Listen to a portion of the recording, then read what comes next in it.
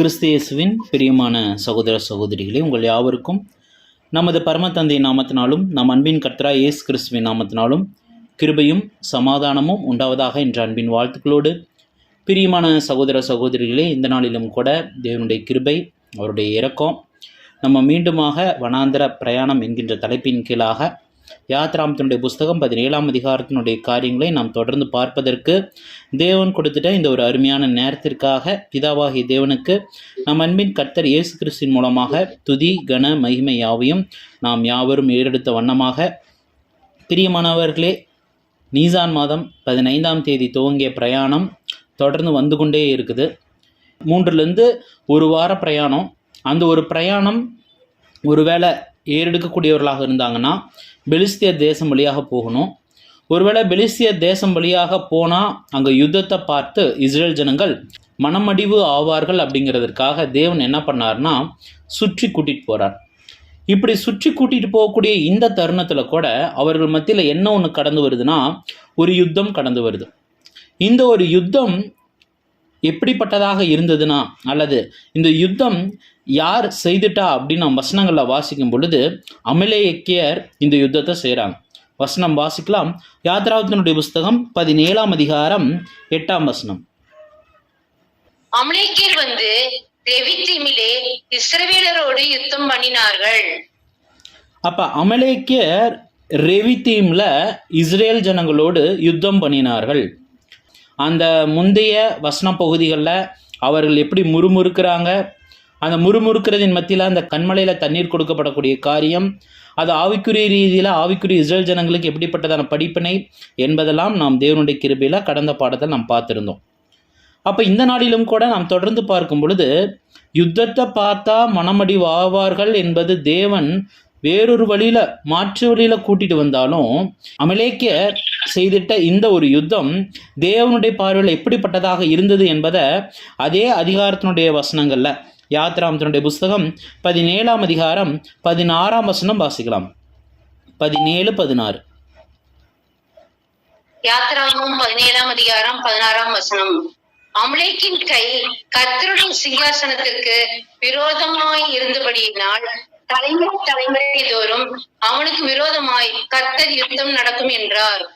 அப்ப நம்ம வசனங்கள்ல பார்க்கிறோம், தலைமுறை தோறும் கர்த்தரின் யுத்தம் அமலேக்குக்கு விரோதமாக இருக்கும் அப்படிங்கிறத அங்க தேவன் சொல்லக்கூடியவராக இருக்கிறாரு. இன்னும் நாம் தொடர்ந்து வசன பகுதிகளை நாம் வாசிக்கும் பொழுது உபாகமத்தினுடைய புஸ்தகம் 25ஆம் அதிகாரம் 17லேருந்து 19 வரையிலான வசன பகுதிகள் வாசிங்க. உபாகமம் 25 17லிருந்து 19 வரை. உபாகமம் 25ஆம் அதிகாரம் 17 முதல். எகிப்திலிருந்து புறப்பட்டு வருகிற வழியிலே அமலேக்கு தேவனுக்கு பயப்படாமல் உனக்கு எதிராக வந்து நீ இளைத்து விடாய்த்திருக்கையில் பின்வருகிற உன் பாளையத்தில் உள்ள பலவினரை எல்லாம் வெட்டினான் என்று நினைத்திரு. உன் தேவனாய கர்த்தர் நீ சுதந்திரித்துக் கொள்ள உனக்கு கொடுக்கும் தேசத்தில் சுற்றுப்புறத்தாராகிய உன்னுடைய சத்துக்கள் எல்லாம் உன் தேவனாய கர்த்தர் விலக்கி உன்னை இளைப்பார பண்ணும்போது நீ அமலேக்கியரின் பெயரை வானத்தின் கீழ் இராதபடிக்கு அழிக்க பண்ண கடவாய். இதை மறக்க வேண்டாம். அப்ப தேவன் இஸ்ரேல் ஜனங்களுக்கு கொடுத்துட்ட ஒரு வாக்கு தத்தமாவே செய்யறார். வாக்கு தத்தமாகவும் அதே நேரத்தில் ஒரு கட்டளையாகவும் சொல்கிறது என்னன்னா, தேவன் உன்னை கானான் தேசத்தில் இளைப்பார பண்ணுவார். உன்னை சுற்றி இருக்கக்கூடிய விரோதிகள் எல்லாத்தையும் அழித்துட்டு உன்னை இளைப்பார பண்ணுவார். அந்த வேளையில் நீ என்ன பண்ணணும்னா, அமலேக்கியர் உன்னை சுற்றிலும் யாரும் இருக்கக்கூடாது. அப்படிப்பட்டதான விதத்தில் அவர்களை நீ என்ன பண்ணிருன்னா அழித்துரு, அவங்கள கொலை செய்திரு என்று அங்கே தேவனுடைய கட்டளையை நம்ம பார்க்கிறோம். சகோதர சகோதரிகளே, ஏன் அவர் இப்பேற்பட்டதான அந்த கட்டளை கொடுத்திருக்கிறார் அப்படின்னு நம்ம பார்க்கும் பொழுது, அந்த எகிப்தின் சாம்ராஜ்யம் அது முற்றிலுமாக நிர்மூலமாக்கப்பட்டு செங்கடல்ல சாம்ராஜ்யம் முடிவடையுது. இந்த ஒரு சூழலின் மத்தியில் இஸ்ரேல் ஜனங்கள் எகிப்திலிருந்து புறப்பட்டு வராங்க. அவங்களுக்கு நடந்துட்ட அந்த அதிசயங்கள், பின்னாடி தொடர்ந்து வந்த எகிப்தினுடைய அந்த சேனை அங்கே செங்கடல்ல மாண்டு போன காரியங்கள், சுற்றி இருக்கக்கூடிய அனைத்து தேசங்களிலும் மிகப்பெரிதான தாக்கத்தை ஏற்படுத்தி இருந்தது. இது யாவற்றையும் நன்கு அறிந்த அமலேக்கியர் அவர்கள் என்ன பண்ணுறாங்கன்னா, இஸ்ரேலை அல்ல, அந்த இஸ்ரேலை வெற்றி சிறக்கணும் என்று இஸ்ரேலின் சேனைகளின் தேவன் என்ன பண்ணுறாங்கன்னா விரோதமாக எழும்பி வர்றது தேவனுக்கு பிடித்தமில்லாத ஒரு காரியமாக இருக்குது. இது மாத்திரமல்ல, அவர்களுடைய யுத்தத்தில் என்ன பண்ணுறாங்கன்னா, இஸ்ரேல் ஜனங்கள் பின்பகுதியில் யார் இருந்திருக்காங்கன்னா பலவீனமான போர்ப்படையில் இருக்கிறவங்க. அப்படிப்பட்டவர்களை இவங்க பின்னாடி வந்து என்ன பண்ணியிருக்காங்கன்னா தாக்குதல் பண்ணியிருக்கிறாங்க சகோதர சகோதரிகளே. அப்போ இப்பேற்பட்டதான இந்த ஒரு காரியமானது தேவனுடைய பார்வையில் மிகவும் பிடித்தம் இல்லாததாக இருக்கிறத நாம் பார்க்கிறோம். இந்த ஒரு யுத்தத்தை பற்றி தான் இங்கே உபாகமத்தினுடைய புஸ்தகத்தில் இஸ்ரேல் ஜனங்கள் எகிப்திலிருந்து வரும்போதுன்னு சொல்லிட்டாங்க. எங்கே வரும்போது அதுதான் நம்ம பார்க்குறோம். யாத்ராமத்தினுடைய புஸ்தகம் 17ஆம் அதிகாரம் அங்கே 8லிருந்து 15 வரையிலான வசன பகுதிகளை நம்ம வாசிக்கிறோம் சகோதர சகோதரிகளே. சரி, அப்பேற்பட்டதான அந்த யுத்தம் நாம் பார்க்கும் பொழுது அமலேக்கியர் இஸ்ரேல் ஜனங்களோடு போரிடுறாங்க. யார் இந்த அமலேக்கியர்? தேவன் உபாகமத்தில் சொல்லும் பொழுது, உன்னை சுற்றி இருக்கக்கூடிய தேசத்தார் அவங்கள எல்லாம் நான் நிர்மூலமாக்கும் போது இவர்களையும் உன் நிமித்தமாக நான் என்ன பண்ணுங்க, நீங்கள் கொலை செஞ்சிருங்க, அவங்கள வானத்தின் கீழ் இல்லாதபடி பண்ணிருங்கன்னு சொல்கிறார். அப்போ யார் இவர்கள் எல்லாம்? அமலேக்கியருங்கிறவங்க யார்? இவங்க சுற்றி இருக்கக்கூடிய வசனங்களை நம்ம வாசிக்கும் பொழுது யாத்ராகமத்தினுடைய புஸ்தகம் 3ஆம் அதிகாரம் 8ஆம் வசனம் வாசிக்கலாம். யாத்ராகமம் 3:8. அவர்களை எகிப்தியரின் கைக்கு விடுதலையாக்கவும் அவர்களை அந்த தேசத்திலிருந்து நீக்கி கானானியரும் ஏத்தியரும் எமோரியரும் பெரிசியரும் ஏவியரும் எபூசியரும் இருக்கிற இடமாகிய பாலும் தேனும் ஓடுகிற நலமும் விசாலமுமான தேசத்தில் கொண்டு போய் சேர்க்கவும் இறங்கினேன். அப்போ நம்ம பார்க்குறோம், இப்போ தேவன் இஸ்ரேல் ஜனங்களை பார்த்து சொல்கிறாரு. அதாவது இஸ்ரேல் ஜனங்களை கானான் தேசத்தில் எப்படிப்பட்டதான ஒரு இடத்துல கொண்டு போய் விடுவேன்னு மோச இடத்துல சொல்லும் பொழுது அவர் சொல்கிறாரு, கானானியர் ஏத்தியரும் எமோரியரும் பெரிசியரும் ஏவியரும் எபூசியரும் இருக்கக்கூடிய பாலும் தேனும் ஓடக்கூடிய அந்த ஒரு இடத்திற்கு. இதே காரியத்தை தான் 17ஆம் வசனத்தில் கூட யாத்ராகமம் 3ஆம் அதிகாரம் 17ஆம் வசனத்திலையும் அவர் தொடர்ந்து சொல்லக்கூடியவராக இருக்கார் சகோதர சகோதரிகளே. இதே காரியத்தை என்னாகமத்தினுடைய புஸ்தகம் 13ஆம் அதிகாரம் 29ஆம் வசனம் வாசிக்கலாம். என்னாகமம் 13:29. என்னாகமம் 13:29.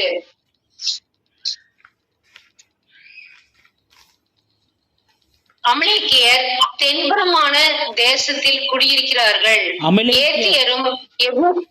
அமலேக்கியர் எங்க குடியிருக்கிறாங்கன்னா இஸ்ரேலுக்கு தென்புறமான தேசத்துல அவங்க குடியிருக்கிறாங்க. ஏத்தியரும் எபூசியரும் எமோரியரும் மலை நாட்டில் குடியிருக்கிறார்கள். கானானியர் கடல் அருகே யோர்தான் அண்டையில் குடியிருக்கிறார்கள் என்றார்கள். அப்போ இந்த வசன பகுதிகளை நம்ம பார்க்கும் பொழுது அமலேக்கியர் இஸ்ரேல் தேசத்துக்கு தென்புறமாக குடியிருக்கிறாங்க. ஏத்தியரும் எபூசியரும் எமோரியரும் மலை சார்ந்த பகுதிகளில் இஸ்ரேலில் குடியிருக்கிறாங்க. கானானியர் கடல் அருகே யோர்தான் அண்டையிலும் குடியிருக்கிறாங்க. கடல் சார்ந்த பகுதியில், அதுக்கப்புறம் யோர்தான் நதி சார்ந்த பகுதிகளில்.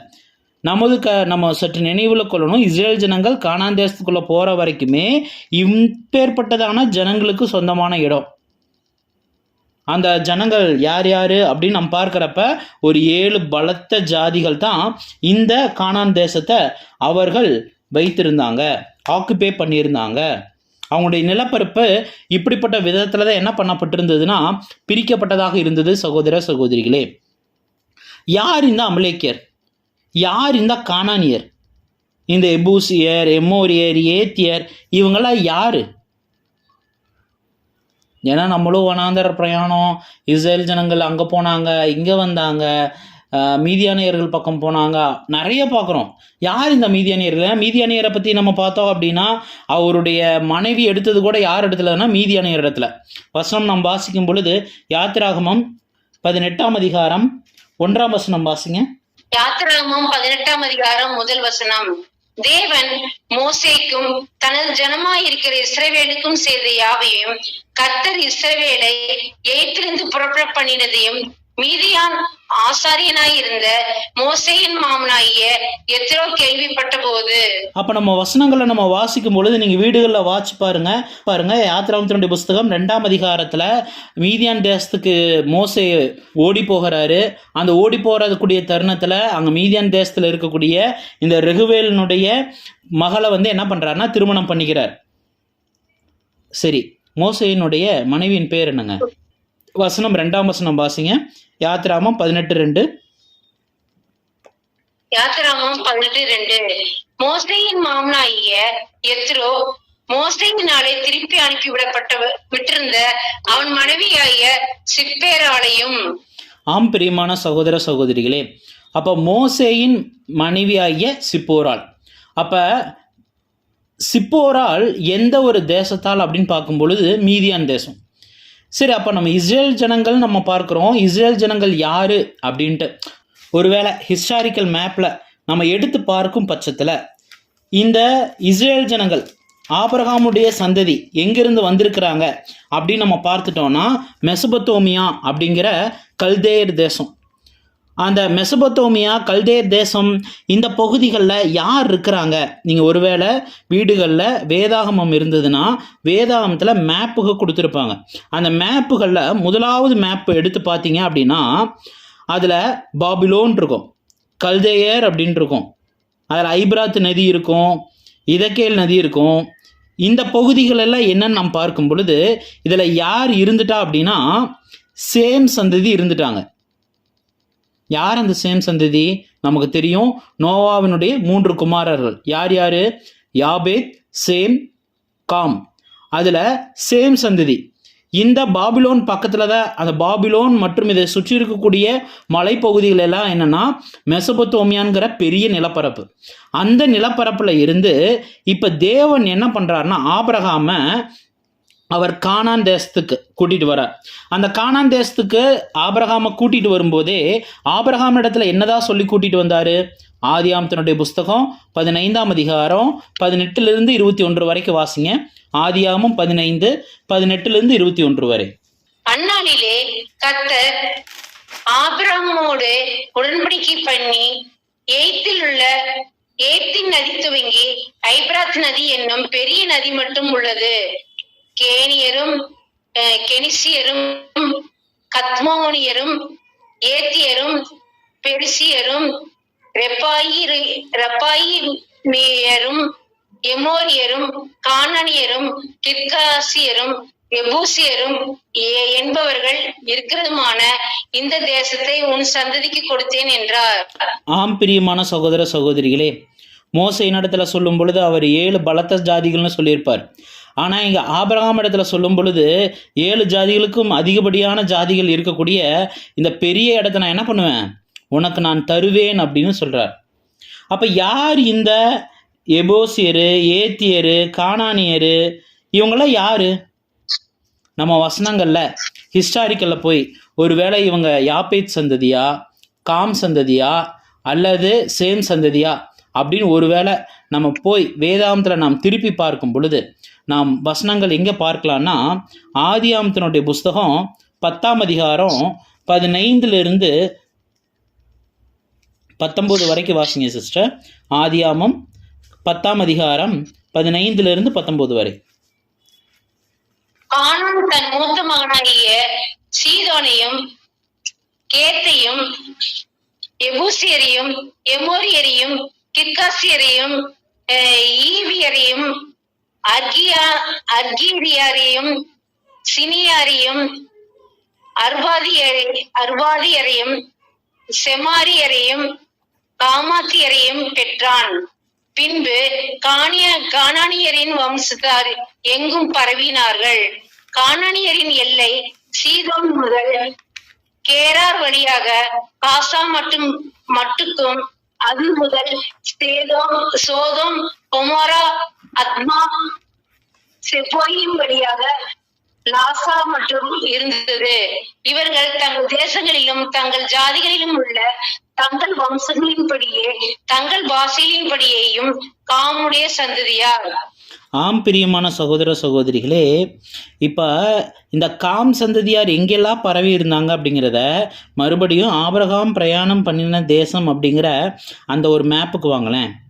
அந்த மேப்பில் வந்தீங்க அப்படின்னா கீழ்ப்பகுதி கீழே பார்த்தீங்கன்னா கோசேன் நாடுன்னு இருக்கும். இப்போ பார்க்கும்போது அது எகிப்தில் இருக்கக்கூடிய எகிப்தினுடைய சகல பகுதிகள், அது மாத்திரமல்ல சுக்கோத்து, இந்த ரெவித்தீம், மாரா, இந்த பகுதிகள், சீனாய், இதெல்லாம் இருக்கிற பகுதிகள், காத்தோஸ் பர்னையா, அதுக்கப்புறம் அப்படியே மேலே வந்தீங்க அப்படின்னா எபிரோன், மோவாப் அப்படின்னு சொல்கிற அப்படியே மேலே ஏறி அங்கே எது வரைக்கும் வருதுன்னா ஆறாம் நினைவே காலாகு வரைக்கும் யாருடைய கட்டுப்பாட்டில் இருந்திருக்கு அப்படின்னா இந்த காம் சந்ததி ஜனங்கள் வாழக்கூடிய இடமாக இருந்திருக்குது.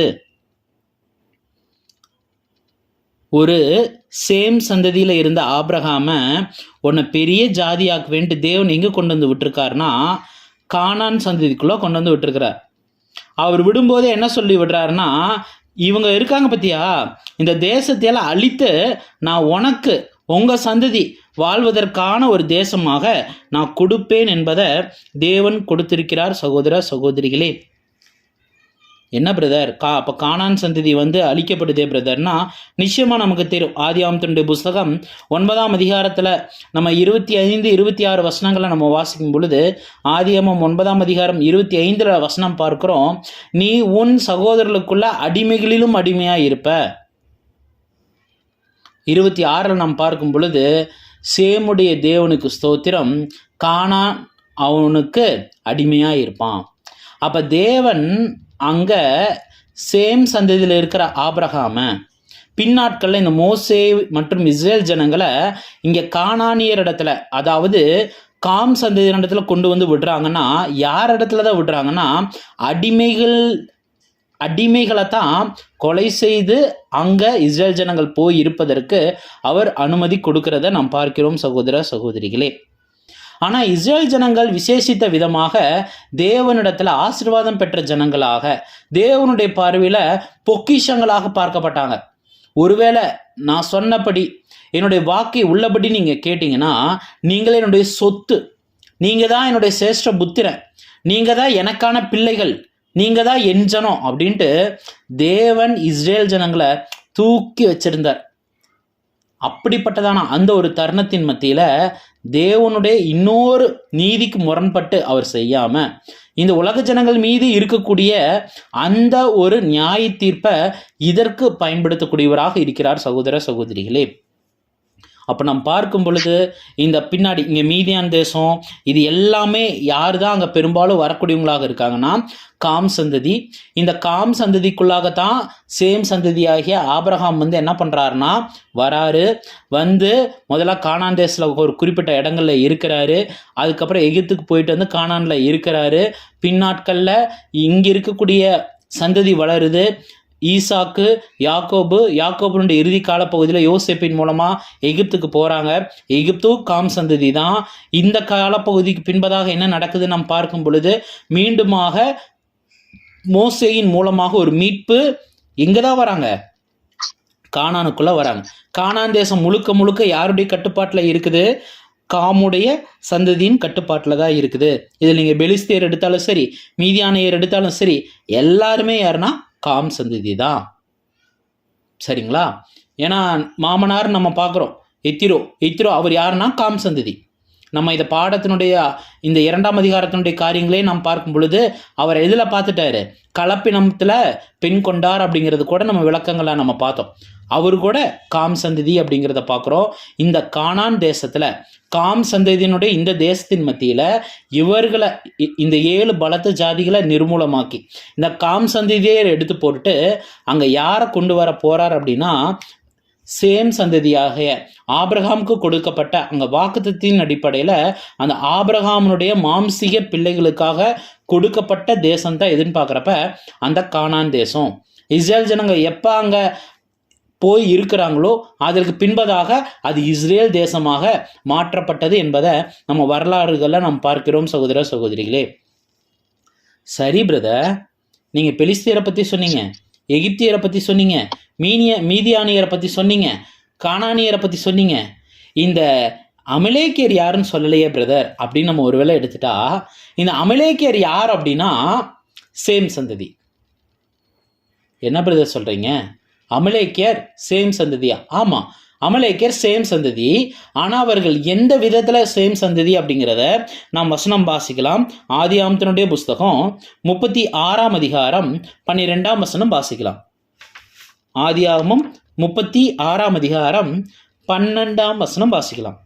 திம்னாள் ஏசாவின் குமாரனாகிய எலிப்பாசுக்கு மறுமனையாட்டியாய் இருந்து எலிப்பாசுக்கு அமலேக்கியை பெற்றான். இவளோ ஏசாவின் மனைவியாகிய ஆதாளுடைய புத்திரர்.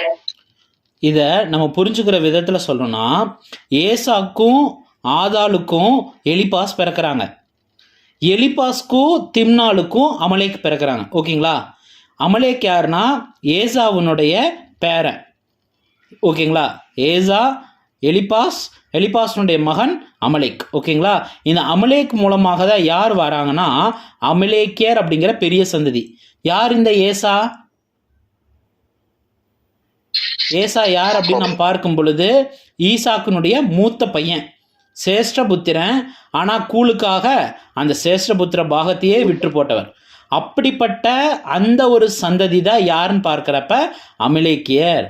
ஓகேங்களா? நம்ம இந்த வனாந்தர பிரயாணம், இந்த யாத்ராமத்தினுடைய பதிவுகள், இதெல்லாம் முழுக்க தேவன் உடன்படிக்கை பண்ணிட்ட அந்த யாக்கோபினுடைய சந்ததிக்குள்ளாக மாத்திரம்தான் பார்ப்போம். ஆனால் இந்த ஏசாவுனுடைய புத்திரர்களும் யாருக்குள்ளதான் கலந்துருந்தாங்கன்னா இஸ்ரேல் ஜனங்களுக்குள்ளாரையும் கலந்துருந்தாங்க. இஸ்ரேல் ஜனங்கள் எங்கெங்கெல்லாம் போய் இருக்கணும்னு தேவன் கட்டளை கொடுத்திருந்தாரோ அந்த இடங்களையும் ஆங்காங்கே இருந்தாங்க.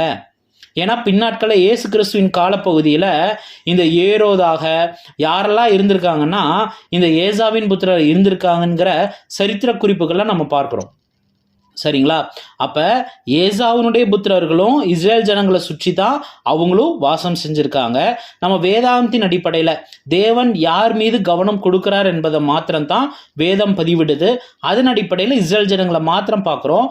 ஆனால் இவர்களை சுற்றி இத்தனை வகையான ஜனங்கள் இருக்காங்க. அப்போ அமலேக்கியருங்கிறது யார் அப்படின்னு பார்க்குறப்ப ஒன்று விட்ட சகோதரன். ஒரு வழியில் பார்த்தா அவரும் நமக்கு சகோதரன் தான். இப்படிப்பட்ட ஒரு ரீதியில தான் அமலேக்கியர்களும் இருக்காங்க. ஆனால் இந்த இஸ்ரேல் ஜனங்கள் அந்த இஸ்ரேலை நோக்கி அவர்கள் கடந்து போகிறாங்க, அந்த கானானை நோக்கி அவர்கள் கடந்து போகக்கூடிய இந்த ஒரு தருவாயில் அமலேக்கியர், அதாவது கூட இருக்கக்கூடிய ஒன்று விட்ட சகோதரன் தான். ஆனால் அவங்க என்ன பண்ணுறாங்க? ஒரு யுத்தத்தை மேற்கொள்கிறாங்க. அந்த ஒரு யுத்தம் எப்படிப்பட்டதாக இருக்குது அப்படிங்கிறது கூட தேவனுடைய வார்த்தைகளை நம்ம பார்க்கும் பொழுது உபாகமத்தில் நாம் பார்த்தோம். அவங்க பலவீனரை பின்னாடி வந்து தாக்குனாங்க. சரி, அந்த யுத்தம் எப்படிப்பட்டதாக இருந்துச்சு, யாருக்கு வெற்றி கிடைத்தது என்பதை நம்ம யாத்ராமத்தினுடைய புஸ்தகம் 17ஆம் அதிகாரம் 8ஆம் வசனத்திலிருந்து 15ஆம் வசனம் வரைக்கும் தொடர்ந்து வாசிங்க சிஸ்டர். அமலேக்கியர் வந்து ரெவித்திமிலே இஸ்ரவேலரோடு யுத்தம் பண்ணினார்கள். அப்பொழுது மோசே யோசுவாவை நோக்கி, நீ நமக்காக மனிதரை தெரிந்து கொண்டு புறப்படு, அமலேக்கியரோட யுத்தம் பண்ணு. நாளைக்கு நான் மலை உச்சியிலே தேவனுடைய கோலை என் கையில் பிடித்துக் கொண்டு நிற்பேன் என்றான். யோசுவா தனக்கு மோசே சொன்னபடியே செய்து அமலேக்கியரோட யுத்தம் பண்ணினான். மோசேயும் ஆரோனும் ஊர் என்பவனும் மலை உச்சியில் ஏறினார்கள். மோசே தன் கையை ஏறெடுத்திருக்கையில் இஸ்ரவேலர் மேற்கொண்டார்கள். அவன் தன் கையை தாழ விடுகையில் அமலேக்கியர் மேற்கொண்டான். மோசேயின் கைகள் அசந்து போயிற்று. அப்பொழுது அவர்கள் ஒரு கல்லை கொண்டு வந்து அவன் கீழே வைத்தார்கள். அதன் மேலே உட்கார்ந்தான். ஆரோனும் ஊரும் ஒருவன் ஒரு பக்கத்திலும் ஒருவன் மற்றொரு பக்கத்திலும் இருந்து அவன் கையை தாங்கினார்கள். இவ்விதமாய் அவன் கைகள் சூரியன் அஸ்தமிக்கும் வரைக்கும் ஒரே நிலையா இருந்தது. யோசுவா அமலேக்கியரையும் அவன் ஜனங்களையும் பட்டை கற்கினாலே முறியடித்தான். பின்பு கர்த்தர் மோசேயை நோக்கி, இதை நினைவு கூறும் பொருட்டு நீ ஒரு புஸ்தகத்தில் எழுதி யோசுவாவின் செவியின் கேட்கும்படி வாசி. அமலேக்கை வானத்தின் கீழெங்கும் இராதபடிக்கு நாசம் பண்ணுவேன் என்றார். மோசே ஒரு பலிபீடத்தை கட்டி அதற்கு யெகோவா நிசி என்று பெயரிட்டான். அமலேக்கின் கையில் கர்த்தருடைய சிங்காசனத்துக்கு விரோதமாய் இருந்தபடியால் தலைமுறை தோறும் அவனுக்கு விரோதமாய் கர்த்தர் யுத்தம் நடக்கும் என்றான். அப்போ இந்த வசன பகுதிகளில் நம்ம வாசிக்கும் பொழுது ஒரு யுத்தம் நடக்குது. இந்த அமலேக்கியருக்கு விரோதமான இந்த ஒரு யுத்தத்தில் மோசே யோசுவா இப்போ என்ன ஆகிறாங்கன்னா 2 டீமாக பிரிகிறாங்க. மோசே என்ன பண்ணுறாரு அப்படின்னு பார்க்கும் பொழுது ஒரு மலைக்கு நேராக போய் இருக்கிறாரு. ஒரு மலையினுடைய உச்சியில் அவர் ஏறி நிற்கிறார். இப்படி மேலையில் அவர் போய் இருக்கிறாரு.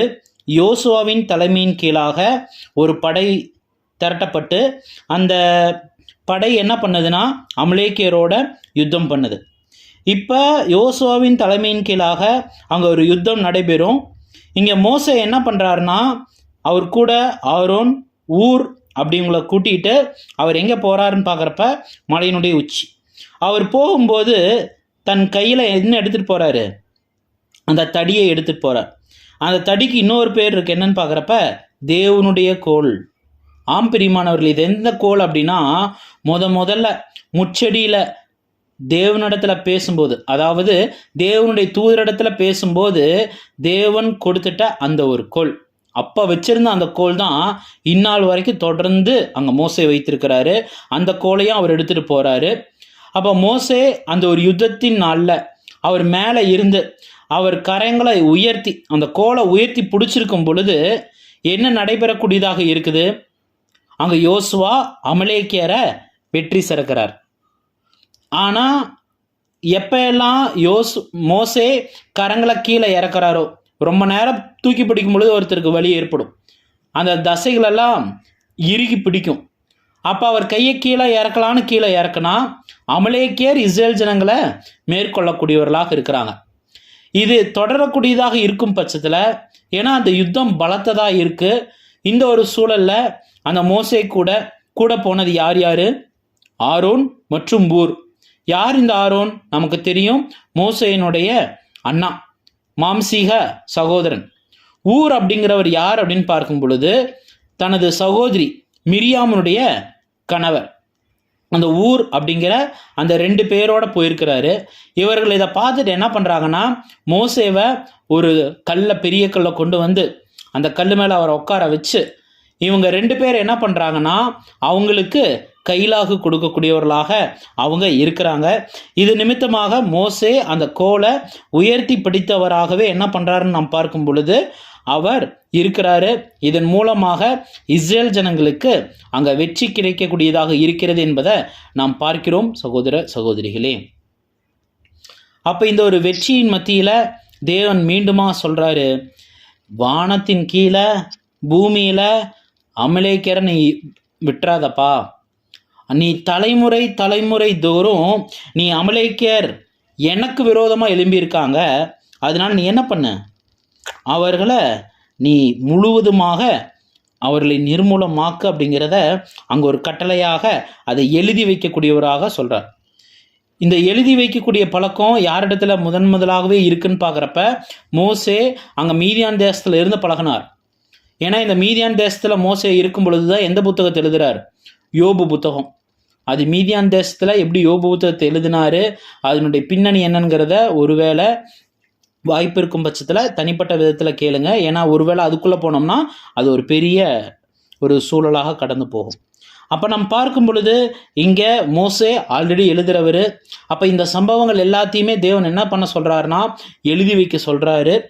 அப்போ நம்ம பார்க்குறோம் இங்கே ரெவித்தீமில் ஒரு மாபெரும் ஒரு யுத்தம் அங்கே அமலேக்கியரோட நடந்ததை நம்ம வேத வாக்கியங்களில் நம்ம பார்க்கிறோம் சகோதர சகோதரிகளே. புறஜாதி ஜனங்கள் காம் சந்ததி அமைதியாக இருக்குது.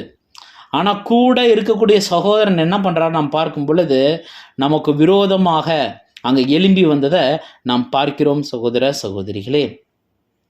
அப்போ இது ஒரு மாம்சீக ரீதியில் இஸ்ரேல் ஜனங்களுக்கு அது நடைபெற்றதாக இருக்கும் பட்சத்தில் இது ஆவிக்குரிய ரீதியில் தேவனுடைய பிள்ளைகளுக்கு நாம் பார்க்கும் பொழுது நம்ம வசனங்களில் வாசிக்கிற பிரகாரமாக 1 கொரிந்தியர் 10:11 நாம் பார்க்கும் பொழுது இவைகளெல்லாம் அவர்களுக்கு திஷ்டாந்தமாய் நடந்தது.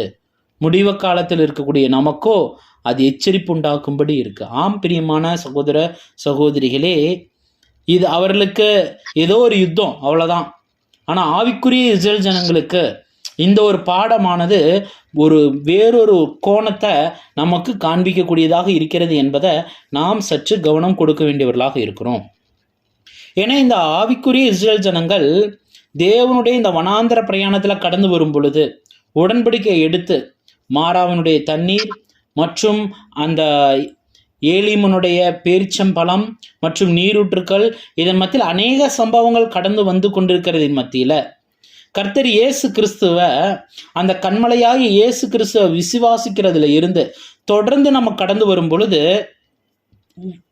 ஒவ்வொரு கிறிஸ்துவனுக்குள்ளாகவும் ஒவ்வொரு தேவனுடைய பிள்ளைகளுக்குள்ளாகவும் ஒவ்வொரு ஆவிக்குரிய இஸ்ரேல் ஜனங்களுக்குள்ளாகவும் இந்த அமலேக்கினுடைய யுத்தம் கடந்து வரக்கூடியதாக இருக்கிறது. சகோதர சகோதரிகளே, இந்த அமலேக்கினுடைய யுத்தம், இந்த அமலேக்கியர் இங்கே யாரை அடையாளப்படுத்தக்கூடியவர்களாக இருக்கிறார்கள் என்பதை நம்ம சற்று கவனம் கொடுக்கும் பொழுது அவங்க யாருங்க?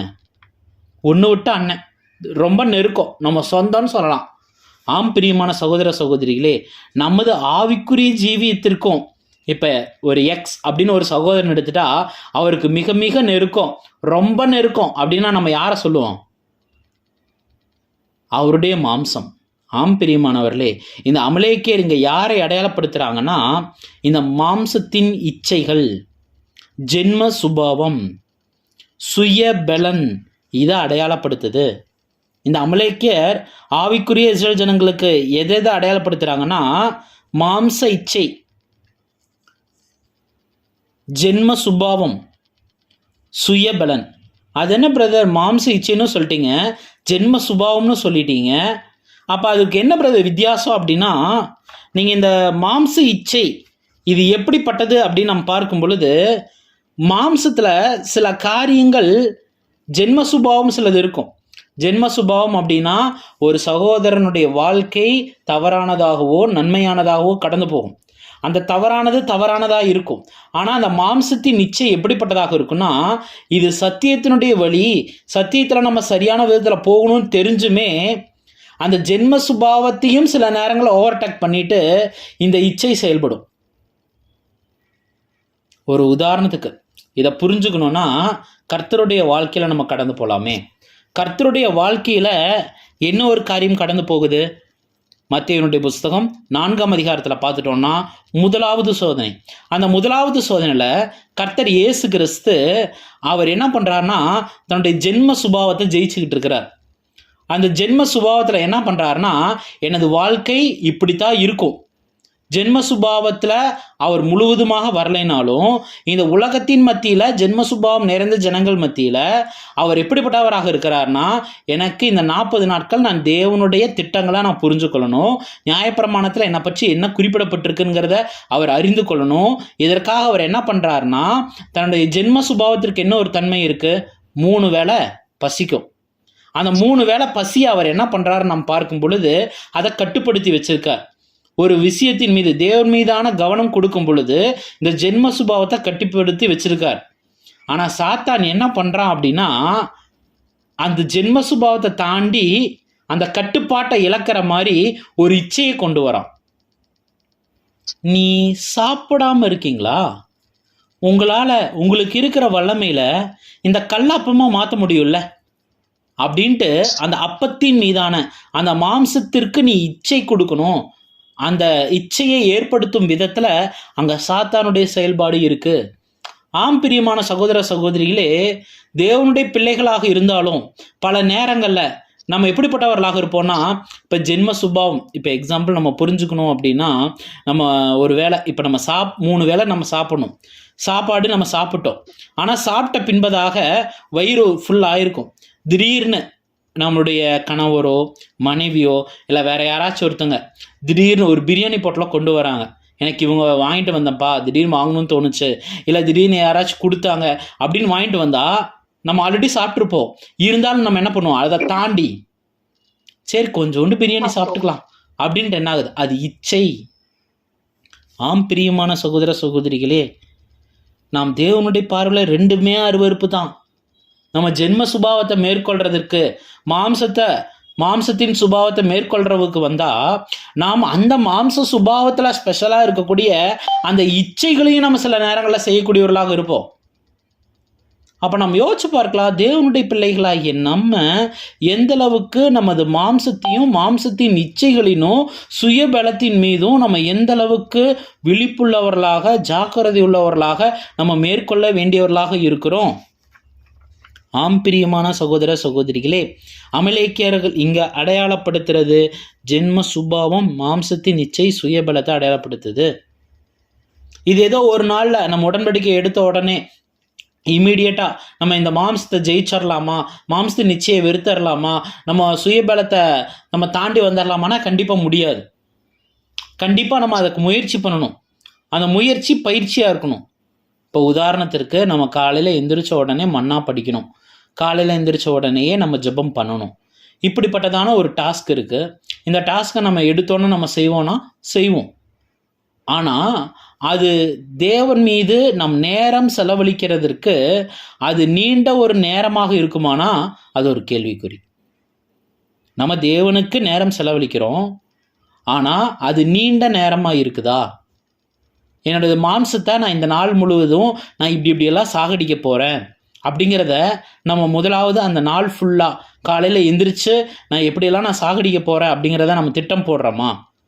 நான் படிச்சுட்ட மண்ணால் எனக்கு எப்பேற்பட்ட வாழ்க்கை இருக்குது, இந்நாள் ஃபுல்லுதும் நான் எப்படிப்பட்டதான ஒரு வாழ்க்கையை நான் வாழுவேன் நம்ம திட்டம் போடுறோமா? அப்படிப்பட்டதான அந்த முயற்சி பண்ணுவது தான் நாளடைவில் அது பயிற்சியாகி நாம் அதில் வெற்றி சிறக்கக்கூடியவர்களாக இருப்போம். சகோதர சகோதரிகளே, அமலேக்கியர ஏசியா ஒரே நாளில் போய் வெற்றி சிறக்க முடியாது. ஏன்னா நீங்கள் வசனம் வாசிக்கலாம். ரோமருடைய புஸ்தகம் 8ஆம் அதிகாரம் 5ஆம் வசனம் வாசிங்க. ரோமர் 8:5. ரோமர் 8:5. அன்றியும் மாம்சத்தின்படி நடக்கிறவர்கள் மாம்சத்துக்குரியவைகளை சிந்திக்கிறார்கள், ஆவியின்படி நடக்கிறவர்கள் ஆவிக்குரியவைகளை சிந்திக்கிறார்கள். ஆம் பிரியமான சகோதர சகோதரிகளே, இப்போ நம்ம ஒரு 2 நிமிஷம் எல்லாருமே கண்களை மூடி பார்க்கலாம். காலைல நான் எந்திரிச்சதுலேருந்து எவ்வளவு நேரம் எதை பற்றி யோசிச்சிருக்கிறேன்? ஆவிக்குரிய சிந்தையா, மாம்சத்தின் சிந்தையா? ஆவிக்குரிய சிந்தைனா தேவனுடைய சத்தியம், காலையில் படித்த மன்னா, ஜெபம், அதை தாண்டி போன வாரங்களில் எடுக்கப்பட்ட சப்ஜெக்டுக, அதை தாண்டி சகோதர ஐக்கியம், எக்லீஷியாவில் இருக்கிற ஒவ்வொரு சகோதரர்களுடைய சில பலவீனங்களுக்கான ஜெபம், இதெல்லாம் இந்த நாள் ஃபுல்லாக நான் இந்த சகோதரனை நான் இன்றைக்கி பார்க்க போகிறேன், இந்த சகோதரி நான் இப்படி பலப்படுத்த போகிறேன், இந்த ஒரு சிந்தனை எனக்கு இன்றைக்கி ஃபுல்லாக இருந்ததா? இல்லை வேலை, வீடு, வாசல், உணவு, இதுலேயே எனது சிந்தை இருந்ததா? ஒரு 2 நிமிஷம் நம்ம யோசிக்கலாமே.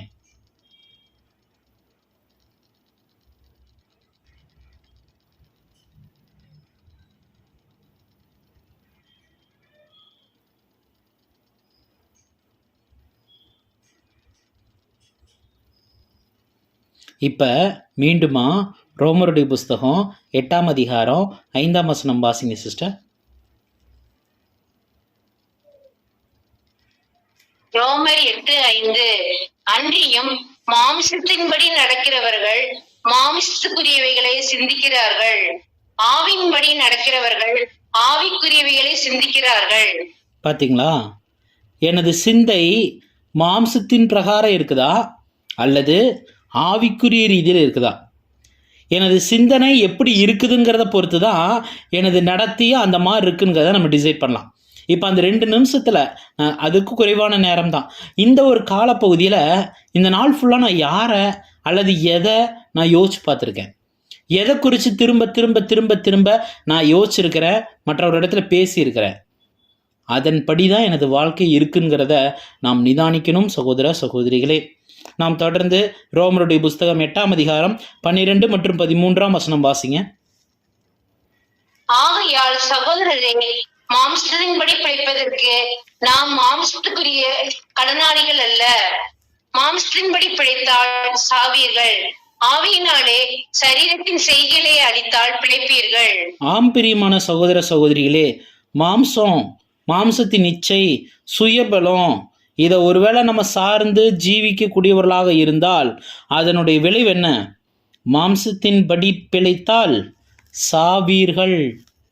இது ஆவிக்குரிய சாவை பற்றி சொல்றாங்க. மாம்சத்திலேயே சிலருக்கு சாவு ஏற்பட்டிருக்கு. அப்ப நாம் சிந்தித்து பார்க்கலாம் சகோதர சகோதரிகளே, நாம் எந்த அளவுக்கு தேவனிடத்துல இந்த ஒரு அமலேக்கியருக்காக, இந்த மாம்சத்திற்காக நம்ம போராட வேண்டியதா இருக்குது. ஏன்னா இந்த போராட்டம் அப்படிங்கிறது ஒரே ஒரு நாள் போராட்டம் இல்லை.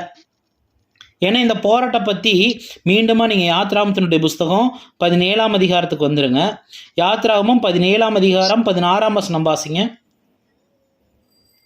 யாத்ராகமம் 17ஆம் அதிகாரம் 16ஆம் வசனம். அமலேக்கியரின் கை கர்த்தருடைய சிங்காசனத்துக்கு விரோதமாய் இருந்தபடியால் தலைமுறை தூரம் அவனுக்கு விரோதமாய் கர்த்தரின் யுத்தம் நடக்கும் என்றான். ஆம் பிரியமானவர்களே, இது தலைமுறை தோறும் அவனுக்கு விரோதமாக யுத்தம் பண்ணணும். ஆமாம், நான் இன்னைக்கு மாம்சத்தினுடைய இச்சையை நான் இன்னைக்கு ஜெயம் கொண்டுட்டேன், நான் மாம்சத்தினுடைய சுயபலனை நான் ஜெயம் கொண்டுட்டேன், என்னுடைய மாம்சத்தினுடைய ஜென்ம சுபாவத்தை நான் ஜெயம் கொண்டுட்டேன். இது ஒரு நாள் ப்ராசஸ் அல்ல. இது இன்னைக்கு செஞ்சு முடிச்சுட்டா அடுத்து வராது, அப்படி இல்லை. நமது மாம்சத்தில் இருந்து நம்ம ஆவியில் மகிமைப்படுறது வரைக்குமே இந்த ஒரு போராட்டம் நீடிக்கக்கூடியதாக இருக்கிறது சகோதர சகோதரிகளே. அப்போ எனது வாழ்க்கையில் இந்த மாம்சத்தினுடைய இச்சை மற்றும் சுயபலத்தின் மீது எந்த அளவுக்கு நாம் சாரக்கூடியவர்களாக இருக்கிறோம். ஏன்னா சுயபலன் அப்படின்னு நம்ம பார்க்கும் பொழுது இப்போ இங்கே ஒரு அழகான ஒரு காரியம் கூட நம்ம பார்க்குறோம்.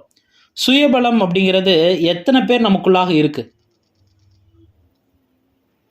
சுயபலன் என்னிடத்துல இருக்கா? ஒரு சோதனை வருது, ஒரு சிச்சை வருது, நான் யார் இடத்துல போய் நிற்கிறேன்? எனக்கு ஒரு மந்த்லி ஒரு திடீர்னு மந்த் எண்டு ரொம்ப டைட்டாக இருக்குது, நான் யார்கிட்ட போய் முதல்ல நிற்கிறேன்?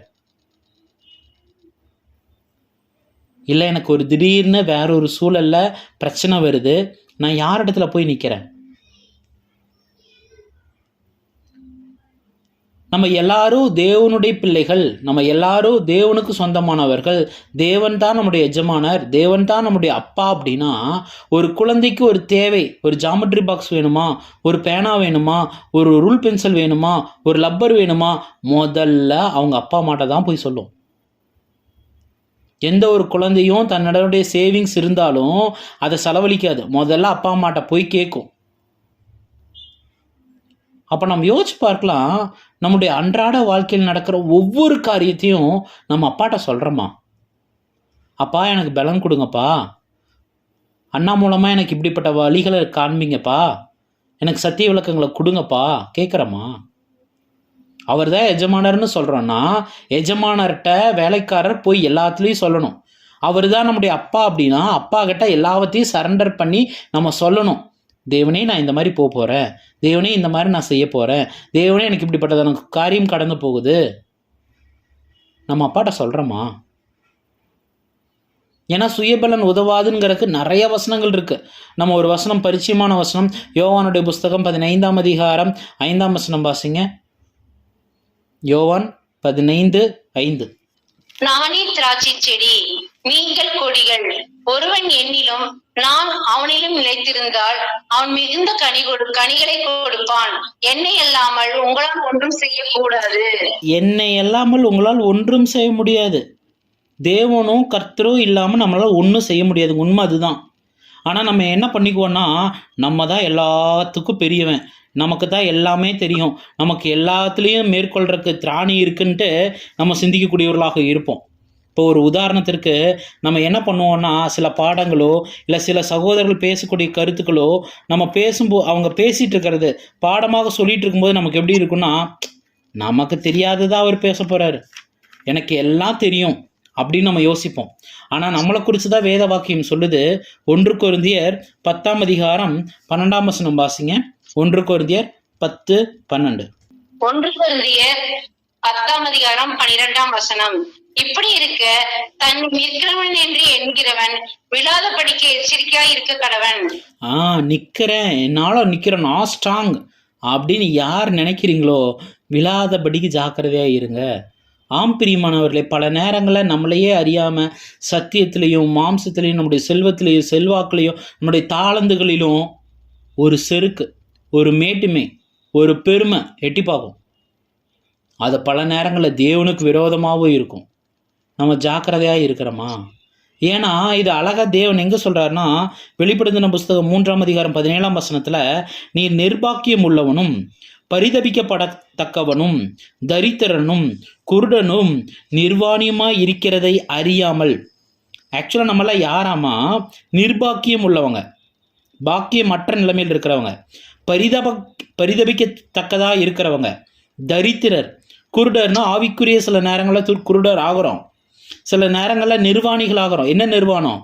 நீதியின் வஸ்திரத்தை அழுக்கு பிடிஞ்சோ இல்லை அது இல்லாமையோ நமது வாழ்க்கையை கடந்து போகக்கூடியவர்களாக இருக்கிறோம். இப்படியெல்லாம் நான் இருக்கிறேங்கிறது நம்ம தெரியாமல் நம்மளை என்ன சொல்லிக்கிறோம் தெரியுமா? நான் ஐஸ்வர்யம் உள்ளவன், நான் திரவியம் பண்ணத்தக்கவன், திரவிய சம்பூர்ணன், என்கிட்ட எந்த குறையோ பழுதோ எதுவும் இல்லைன்னு நம்ம சொல்லிக்கிறோம். பிரியமானவர்களே, என்னிடத்து நான் செய்யக்கூடிய பலிகள், நான் செய்யக்கூடிய ஜபங்கள், நான் செய்யக்கூடிய வேண்டுதல்கள் எல்லாம் தேவனுக்கு பிரியமாக இருக்குங்க. நான் போனாலே சகோதர சகோதரிகளாக வணக்க வைக்கிறாங்க, எல்லாருக்கும் நான் அன்பாக இருக்கிறேன், எல்லாரும் என்னுடைய ஊழியத்தை அக்செப்ட் பண்ணிக்கிறாங்க. இல்லவே இல்லை. நம்மளை பார்த்து தான் சொல்லுது, நீ ஐஸ்வர்யம் என்று நீ நினைக்கிறப்பா, நீ திரவியம் சம்பன்னம் பண்ணுறன்னு நீ நினைக்கிற, உனக்கு குறையில்லைன்னு நினைக்கிற.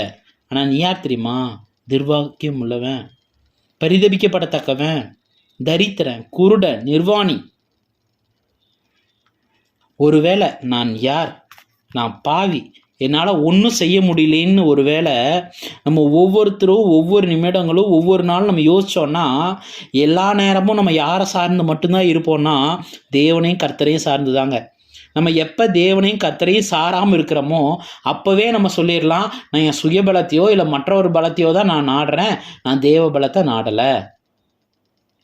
பார்த்தீங்களா? ஒரு சுயபலம், மாம்சத்தின் இச்சை எந்தளவுக்கு தேவனுக்கு விரோதமான ஒரு பகையாக இருக்கு. இது இஸ்ரேல் ஜனங்களுக்கான பகையல்ல, அவர்களை வழிநடத்தக்கூடிய தேவனுக்கான ஒரு யுத்தமாக இருக்குங்கிறத நம்ம யாத்திராகமம் 17:16 நம்ம பார்க்குறோம். கர்த்தரின் யுத்தம். பிரியமானவர்களே, நம்ம மாம்சத்தை ஜெயித்தலும் கூட இது ஒரு கர்த்தரின் யுத்தமாக இருக்குது. தேவன் தான் நமக்கு பலன் கொடுக்குறார், தேவன் தான் ஹோலி ஸ்பிரிட் கைடன்ஸ் கொடுக்குறார், அவர் தான் நமக்கு எல்லா காரியத்திலையும் உற்ற துணையாக இருக்கிறார். எப்படி? ஏனென்றால் நம்ம இங்கே வசனங்களில் நம்ம வாசிக்கும் பொழுது இங்கே யோசுவாவின் தலைமையின் கீழாக அங்கே போர் நடக்குது. ஆனால் அங்கே போரில் ஜெயம் கொடுக்கணும்னா அங்கே இன்னொருத்தர் என்ன பண்ணி ஆகணும்? கையை தூக்கி ஆகணும். யாருங்க? மோசே. அப்போ மோசே இங்கே யாரை அடையாளப்படுத்துகிறாரு நாம் பார்க்கும் பொழுது இது கர்த்தராகிய இயேசு கிறிஸ்துவை அங்கே அடையாளப்படுத்துகிறாரு.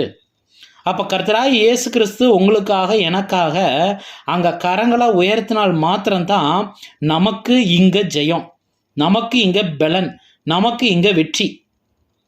அதனால தான் சங்கீதங்களுடைய புஸ்தகம் 118:14 மற்றும் பிலிப்பியர் 4:13 நம்ம பார்க்குறப்ப, கர்த்தரே என் பலனும் கீதமும் ஆனவர். அவர் தாங்க நமக்கு பலன். அவரை எல்லாமல் நம்மளால் ஒன்றும் செய்ய முடியாது. ஒருவேளை அது செய்யலாம், ஆனால் அதனுடைய வழி ஏதோ ஒரு இடத்துல மரண வழியாகவோ வீழ்ச்சியின் வழியாகவோ இருக்கும் சகோதர சகோதரிகளே. அப்போ கர்த்தர் அங்கே கரங்களை உயர்த்துறார் அப்படின்னா, கரங்களை தூக்கி பிடிக்கும் பட்சத்தில் நமக்கு வெற்றி கிடைக்குது. அந்த வெற்றி நமக்கு கிடைக்குதுன்னா அது எப்பேற்பட்ட கரங்களை உயர்த்துதலை இங்கே அடையாளப்படுத்துது என்பதை எபிரேயருடைய புஸ்தகம் 1:9 வாசிங்க. எபிரேயர் 1:9. நீர் நீதியை விரும்பி அக்கிரமத்தை வெறுக்கிறீர், ஆதலால் தேவனே உம்முடைய தேவன் உமது தோழரை பார்க்கிலும் உம்மை ஆனந்த தைலத்தினால் அபிஷேகம் பண்ணினார் என்றும். அப்போ நம்ம வசனங்களில் பார்க்குறப்ப நம்ம அன்பின் கர்த்தராய் இயேசு கிறிஸ்து இந்த பூமியில் வந்திருந்து அவர் எப்படிப்பட்டதான ஒரு வாழ்க்கை வாழ்ந்திருந்தார் அப்படின்னா, நீர் நீதியை விரும்பி அக்கிரத்தை வெறுக்கிறீர், ஆதலால் தேவனே உம்முடைய தேவன் உமது தோழர்களை பார்க்கிலும் உம்மை ஆனந்த தைலத்தினாலே அபிஷேகம் பண்ணினார் என்றும். ஆம், அந்த அவர் யாருன்னா கர்த்தர் இயேசு கிறிஸ்து. கர்த்தர் இயேசு கிறிஸ்து எப்படிப்பட்டதான ஒரு ஜீவியத்தில் ஜீவித்தார்னா, நீதியை விரும்பினாரு, அக்கிரமத்தை வெறுத்தார், பாவத்தை வெறுத்தாரு, ஆனால் பாவிகளை வெறுக்கல. அதை புரிஞ்சுக்கணும். ஆனால் இங்கே வசனத்தை நம்ம பார்க்குறப்ப அக்கிரமத்தை வெறுத்தாரு, அதே வேளையில் நீதியை விரும்பக்கூடியவராக இருந்தார். அப்போ தேவனுடைய கோல் அங்கே உயர்ந்து நிற்கிறக்கு மோசேயினுடைய 2 கைகள் உயர்த்தப்பட்டிருக்கணும். அந்த 2 கைகள் இங்கே எதை அடையாளப்படுத்துதுன்னா, ஒன்று நீதியை விரும்புறது, இன்னொன்று அக்கிரமத்தை வெறுக்கக்கூடிய காரியம். இந்த நீதியை விரும்புறது அப்படிங்கிறப்ப எனது தனிப்பட்ட வாழ்க்கையில் நான் எந்த அளவுக்கு தேவனுக்கு பிடித்தமில்லாத காரியத்தை பண்ணுறேன்னா, பிடித்தமான காரியத்தை பண்ணுறேனா என்பதை நாம் சிந்தித்து எனது வாழ்க்கை தேவனுக்கு பிடித்தமான நீதியில் இருக்கணும்ன்ட்டு நீதி மீது பசிதாகம் கொண்டவனாக இருந்தால் அது ஒரு மோசேயினுடைய ஒரு கரம் உயர்த்தி இருக்குது. அதே நேரத்தில் நீதியை மாத்திரமல்ல, கூடவே என்ன பண்ணணும், அக்கிரமம், மாம்சத்தின் இச்சை, மாம்சத்தினுடைய சுபாவங்கள், மாம்சத்தினுடைய சுயபலன், இதை கூடவே வெறுக்கும் பொழுது, அக்கிரமத்தை வெறுக்கும் பட்சத்தில் அங்கே மோசேவும் என்னாகிறார்னா 2 கரங்களை உயர்த்தி பிடித்தவராக அந்த கோலை தூக்குதலை அடையாளப்படுத்துது. சகோதர சகோதரிகளே, அப்போ நாம் சிந்தித்து பார்க்கலாம். அதனால தான் நம்ம வசன பகுதிகளை பார்க்கும்பொழுது மத்தேயுனுடைய புஸ்தகம் 5ஆம் அதிகாரம் 6ஆம் வசனத்தை நாம் வாசிக்கும் பொழுது, நீதியின் மேல் பசிதாபம் உள்ளவர்கள் பாக்கியவான்கள், அவர்கள் திருப்தி அடைவாங்க. அது மாத்திரமல்ல, நீங்கள் நீதி மேலே பசிதாகம் கொண்டவங்களாக இருக்கணும், கூடவே நீங்கள் என்ன பண்ணணும், அக்கிரமத்தை வெறுக்கணும். இப்போ அக்கிரமத்தை வெறுக்கிறதுங்கிறது சாதாரண விஷயமா இல்லை.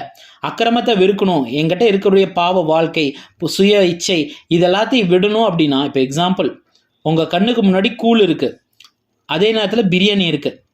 ஒருவேளை நீங்கள் இந்த பிரியாணி இருக்கிற அளவை சாப்பிட்டா நீங்கள் எக்லீஷில் போய் தூங்கிடுவீங்க. கூழ் சாப்பிட்டா ஆரோக்கியமாகவும் இருக்கும், நீங்கள் அங்கே அளவாக இருக்குது போய் தூங்க மாட்டீங்க. இந்த 2 கண்டிஷன் சொன்னால் நம்ம எதை சாப்பிடுவோம்? பிரதர், பிரியாணியை அளவாக சாப்பிட்டுக்கிறேன் பிரதர். ஆம் பிரியமானவர்களே, அக்கிரமங்கிறது இப்படி தான், மாம்சம் இப்படி தான் உள்ள வரும். ஆனால் நான் சத்தியத்திற்காக நான் எதை சூஸ் பண்ணுறேன் அதில் தான் இருக்குது. ஒருவேளை இது போலத்தான் நம்முடைய பாவங்களும் மாம்சத்தினுடைய இச்சைகளும் சுயபலனும் உள்ள வரும். இது தேவனுடைய சத்தியத்திற்காக, தேவனுடைய திட்டத்திற்காக நம்ம இந்த மாம்சத்தையும் இச்சையையும் பலத்தையும் மேற்கொள்ளும் பட்சத்தில், அதைத்தான் நம்ம மத்தேயு 5ஆம் அதிகாரம் 10ஆம் வசனத்தை நம்ம வாசிக்கும் பொழுது, நீதியின் நிமித்தம் துன்பப்படுகிறவர்கள் பாக்கியவான்கள், பரலோக ராஜ்யம் அவருடையது. நம்ம நீதி நீதி நீதின்னு சொல்கிறோம்ல, இந்த நீதி தான், தேவனுடைய இந்த நீதி தான் நம்மளை பரலோகத்தில் சேர்க்கிறதுனுடைய ஒரு மாபெரும் வாய்க்கால்களாக இருக்குங்களாம். ஏன்னா இது குறித்து நீங்கள் வெளிப்படுத்தின புஸ்தகம் 3ஆம் அதிகாரத்தில், ஒருவன் ஜெயம் கொள்கிறன் எவனோ அவன் என் பிதாவுடைய சிங்காசனத்தில் நான் உட்கார்ந்தது போல என்னுடைய சிங்காசனத்தில் உட்காருவான்ங்கிறதுக்கு 7ஆம் காலத்து அதுக்கு விளக்கம் கொடுக்கும் பொழுது அவர் சொல்கிறார், நம்மளை தேவனிடத்தில் அங்கே சிங்காசனத்தில் உட்கார வைக்கிறதுக்கு நமக்காக பரிந்து பேசுறது எது தெரியுங்களா? தேவனுடைய நீதி. அந்த நீதியை நான் விரும்புகிறேனா? நான் நீதியை விரும்பினா என்னுடைய மாம்சம், என்னுடைய அக்கிரமம், என்னுடைய இச்சையை நான் வெறுப்பேன். ஒருவேளை நான் வெறுக்கலைன்னா என்கிட்ட நீதிங்கிற விருப்பம் இல்லைன்னு அர்த்தம்.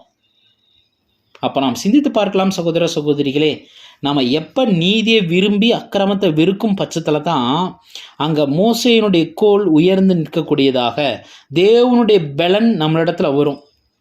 சிம்பிளாக புரிஞ்சுக்கணுன்னா, இப்போ ஒரு பாவம், இந்த பாவத்தை என்னால் மேற்கொள்ள முடியும்னு ஒருவேளை மாம்சமோ மாம்சத்தின் நிச்சயோ சுயபலனோ ஒருவேளை இருந்ததுன்னு வச்சுக்கோங்களேன், நம்ம அதை மேற்கொள்ளணும்னு பாவத்துக்குள்ளே தான் போய்கிட்டு இருப்போம்.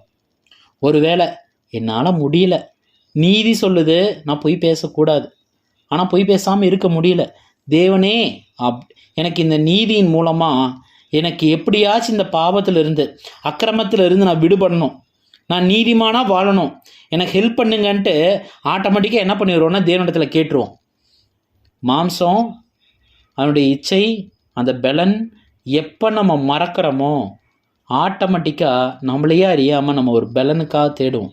அந்த பலன் தேவ பலனாக இருக்கும் சகோதர சகோதரிகளே. அப்போ அந்த பலன் எப்படிப்பட்டதாக இருக்குன்னா, மோசேயுடைய கையை 2 பேர் தாங்கி பிடித்ததாக இருந்தது. அந்த தாங்கி பிடிச்சவங்க யார் யார்? ஒன்று ஆரோன், இன்னொன்று ஊர். ஒன்று சகோதரன், இன்னொருத்தவங்க சகோதரனுடைய கணவர். அப்போ இந்த ஆரோன் மற்றும் ஊர் இங்கே யாரை அடையாளப்படுத்துகிறாங்கன்னா, ஆரோன் அப்படின்னா உயர்ந்து நெற்றல் அப்படின்னு அர்த்தம், ஊர் அப்படின்னா உன்னதமான அப்படின்னு அர்த்தம். அப்போ இது தேவனுடைய பிள்ளைகளுக்கு தேவ பலனாக தேவன் எதை கொடுக்கக்கூடியவராக இருக்கிறார்னா, ஒன்று தேவனுடைய திட்டம், 2வது குணலட்சணத்தினுடைய முதிர்ச்சி. யாரொருவர் தேவனுடைய பலத்தை நாடி இருக்கிறார்களோ அவர்கள் அந்த சோதனையின் மத்தியில் தேவனுடைய திட்டத்தையும் புரிஞ்சுக்குவாங்க. அந்த ஒரு சூழலில் குணலட்சணத்தை ஜெயம் கொண்டு அந்த குணலட்சணத்தில் முதிர்ச்சியும் அடைவாங்க. ஆம் பிரியமான சகோதர சகோதரிகளே, இது கர்த்தர் மூலமாக மட்டும்தாங்க கிடைக்கும். ஒரு சுயத்தின் மூலமாக நிச்சயமாக முடியாது. ஆம் பிரியமானவர்கள், அப்போ நாம் நிதானித்து பார்க்கலாம். எந்த ஒரு சோதனை, மாம்சத்தின் இச்சைகள் மற்றும் சுயபலத்தின் மத்தியில் ஒருவேளை நம்ம சார்ந்து இருந்தோம்னா ஜெயம் கிடைக்காது. அதை நம்ம ஜெயம் கொள்ளணும் என்று நினச்சா கூட நிச்சயமாக முடியாது. ஆனால் நாம் கர்த்தரையே சார்ந்து இருக்கும் பட்சத்தில் நிச்சயமாக நமக்கு தேவன் அங்கே ஜெயம் கொடுப்பார். அந்த ஜெயம் எப்படிப்பட்டதாக இருக்குன்னா, அது தேவனுடைய திட்டத்தையும் நம்ம புரிஞ்சு கொள்வோம். அந்த ஒரு சூழலில் குணலட்சணத்தினுடைய முதிர்ச்சியையும் நாம் அறியக்கூடியவர்களாக இருப்போம் சகோதர சகோதரிகளே. ஏன்னா பல நேரங்களில் நம்ம யாரு கூட யுத்தம் பண்ணுறோங்கிறதே மறந்துடுறோம். மாம்சத்துக்கூடையா, மாம்சத்தின் நிச்சய கூடையா, இல்லை சுயபலத்துக்கூடையா, அல்லது எனது உடன் சகோதரன் சகோதரி கூடையா மறந்துடுறோம். ஏன்னா யாக்கோபுடைய புஸ்தகம் 4ஆம் அதிகாரம் 1ஆம் வசனம் வாசிங்க. யாக்கோபு 4:1. யாக்கோபு 4:1. உங்களுக்குள்ளே யுத்தங்களும் சண்டைகளும் எதினால் வருகிறது? உங்கள் அவைகளிலே போர் செய்கிற இச்சைகளால் அல்லவா? ஆமாம் பிரியமான சகோதர சகோதரிகளே, ஒரு சகோதரன் சகோதரிகளுக்குள்ள கருத்து வேறுபாடா எதுனாலேனா நமக்குள்ளாக இருக்கிற இச்சை தாங்க, மாம்சத்தின் இச்சை தான். நான் நினச்சது இந்த பிரதர் சொல்லலை, நான் நினச்சது இந்த சிஸ்டர் செய்யலை. இந்த இச்சை தான் சகோதரன் சகோதரிகளுக்குள்ளாக பிணக்குகள், யுத்தங்கள் ஏற்படுத்துது. நீங்கள் தொடர்ந்து யாக்கோபு 4ஆம் அதிகாரம் 16 மற்றும் 17 வசனங்கள் வாசிங்க. யாக்கோபு 4ஆம் அதிகாரம் 16 மற்றும் 17. யாக்கோபு 4ஆம் அதிகாரம் 16 மற்றும் 17 வசனங்கள். இப்பொழுது உங்கள் வீம்புகளில் மேன்மை பாராட்டுகிறீர்கள். இப்படிப்பட்ட மேன்மை பாராட்டல் யாவும் பொல்லாங்கினாலா இருக்கிறது. ஆதலால் ஒருவன் நன்மை செய்ய அறிந்தவனாய் இருந்தும் அதை செய்யாமல் போனால் அது அவனுக்கு பாவமாய் இருக்கும். தேவனுடைய பிள்ளைகள் எல்லாருக்கும் நிச்சயமா தெரியும் நம்ம செய்யறது எது சரி எது தவறு. தேவனுடைய ஆவி அதை வெளிப்படுத்திடும், மாற்று கருத்து இல்லை. ஒருவேளை நம்ம நன்மை செய்யறது தெரிஞ்சும் நன்மை செய்யலை அப்படின்னா அது என்னவாமா வேதத்தின்படி? அந்த 17ஆம் வசனம் மீண்டுமா வாசிங்க சிஸ்டர். ஆதலால் ஒருவன் நன்மை செய்ய அறிந்தவனாய் இருந்தும் அதை செய்யாமல் போனால் அது அவனுக்கு பாவமாய் இருக்கும். எனது சகோதர சகோதரிகளை நான் தாங்கணும், அவருடைய பலவீனத்தில் நான் உற்ற துணையாக இருக்கணும், அவங்களுடைய பலவீனத்தில் நான் ஜெபம் பண்ணணும், தேவனிடத்தில் நான் தேவ சித்தத்தை அறிந்து நான் அவர்களுக்காக நான் உதவிகரமாக இருக்கணும். அவங்க எனக்கு இடர்பாடு ஏற்படுத்தினாலும் நான் தேவனிடத்தில் சகலத்தையும் நான் தாங்கணும், சகலத்தையும் நான் நம்பணும், சகலத்தையும் நான் சகிக்கணும். இந்த நன்மைகள் எல்லாம் நான் தெரிஞ்சோம் ஒருவேளை எனது சகோதர சகோதரிகளை நான் முறுமுறுத்துட்டு எனது சகோதர சகோதரிகளோட நான் யுத்தம் பண்ணிட்டு எனது மாம்சத்தை ஒருவேளை நான் இச்சித்தேன், மாம்சத்தினுடைய இச்சைகளுக்கு மாம்சத்தினுடைய பலத்திற்கு நான் தீனி போட்டுட்டு இருந்தேன் அப்படின்னா நிச்சயமாக அது வேதத்தின் அடிப்படையில் பாவம். இப்போ நாம் யோசிச்சு பார்க்கலாம், எனது சகோதர சகோதரிகளை தாங்கணும், தேவனுக்கான அது ஒரு ஊழியமாக இருக்குது. அவருடைய பலவீனத்தில் நான் உற்ற துணையாக இருக்கணும். இது தெரிந்தும் நம்ம செய்யாமல் இருந்தோம்னா அது வேதத்தின் அடிப்படையில் பாவமாக அங்கே பார்க்கப்படுகிறது. சகோதர சகோதரிகளே, நமக்கு ஒரே ஒரு யுத்தம் தாங்க. 2 தீமோத்தேயுனுடைய புஸ்தகம் 2ஆம் அதிகாரம் 3ஆம் வசனம் வாசிங்க. 2 தீமோத்தேயு 2:3. 2 தீமோத்தேயு 2ஆம் அதிகாரம் 3ஆம் வசனம். நீயும் இயேசு கிறிஸ்துவுக்கு நல்ல போர்ச்சேவனாய் தீங்கு அனுபவி. ஆம் பிரியமான சகோதர சகோதரிகளே, நமக்கு கொடுக்கப்பட்ட ஒரு காரியம் என்னன்னா, பிரதர் எனக்கு அவங்கனால எனக்கு கஷ்டமாக இருக்கே பிரதர், எனக்கு இவ்வளோ இடர்பாடு ஏற்படுதே பிரதர், எனக்கு எக்லீஷியா போகிறக்கே பிடிக்கல பிரதர், நான் உலகத்தின் மத்தியில் வேலைக்கு போக பிடிக்கல பிரதர், எனக்கு அவங்க இந்த இடர்பாடு கொடுக்குறாங்க, இவங்க இந்த இடர்பாடு கொடுக்குறாங்க, ஏன் தான் எனக்கு இருக்கணும்னு தெரியல பிரதர், எனக்கு அவ்வளோ கஷ்டமாக இருக்குது பிரதர்.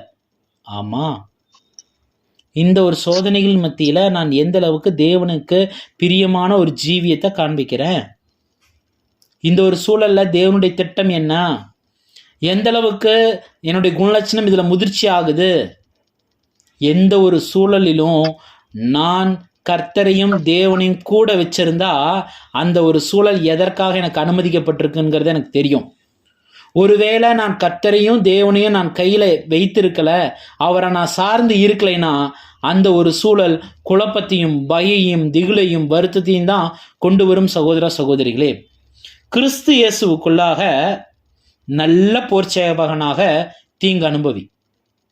நல்ல போர்ச்சேவகனாக இருக்கணும்னா கண்டிப்பாக இந்த உலகத்தில் தீங்கு அனுபவிக்கணும். அந்த போர் வீரராக இருக்கும் பட்சத்தில் இந்த அமலேக்கியராக இருக்கக்கூடிய இந்த மாம்சத்தின் இச்சை, ஜென்ம சுபாவம், சுயபலத்தை முதலாவது நாம் ஜெயம் கொள்ளுவதற்கு நாம் மாபெரும் முயற்சிகளையும் அங்கே தேவனுடைய கரத்தில் பலன் பெற்றவர்களாக நாம் ஏறெடுக்க வேண்டியவர்களாக இருக்கிறோம். சகோதர சகோதரிகளே, அப்போ இப்பேற்பட்டாகிய நம்ம மாம்சீக இஸ்ரேல் ஜனங்கள் ஜெயம் கொண்டாங்க மோசை மூலமாக தேவ பலத்தில். ஆவிக்குரிய இஸ்ரேல் ஜனங்கள் இந்த மாம்சத்தின் இச்சை சுபாவம் பலத்தை எந்த அளவுக்கு ஜெயம் கொள்ள தேவனிடத்தில் நாடி இருக்கிறோம். இது ஒரு தேவ பிள்ளைக்கு ஆரம்பத்திலிருந்தே இருக்கிறது தான். எது வரைக்கும்னா இந்த மாம்சத்திரையை கடந்து போகிற வரைக்கும் எந்த அளவுக்கு இதன் மீது நாம் கவனம் கொடுத்து அந்த காரியங்கள் மத்தியில் நாம் தேவனுக்கு உத்தமமும் உண்மையும் உள்ளவர்களாக இருக்க தேவன் தாமே நம்மை கிறிஸ்து இயேசுவுக்குள் நல்ல போர்ச்சேவனாக தீங்கு அனுபவிக்க தேவன் தாமே வழிநடத்துவாராக. இதுவரை பொறுமையோடு கேட்ட உங்கள் யாவரையும் தேவன் தாமே ஆசீர்வதிப்பாராக. ஆமீன்.